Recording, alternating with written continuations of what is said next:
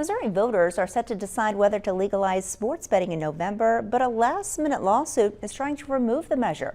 A judge has just days left to decide on the case before the ballot is legally locked in for the fall vote. Capitol Bureau Chief Joe McClain takes you inside today's courtroom from Jefferson City.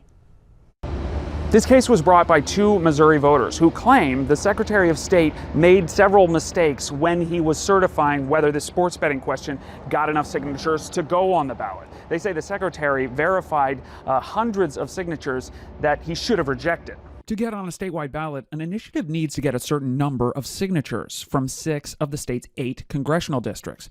This year's initiative on sports betting just squeaked by in the 1st district, with just 82 signatures to spare in the downtown St. Louis area. Those challenging the certification declined to comment for the story today, but they say the Secretary of State actually approved 768 signatures that he should have rejected.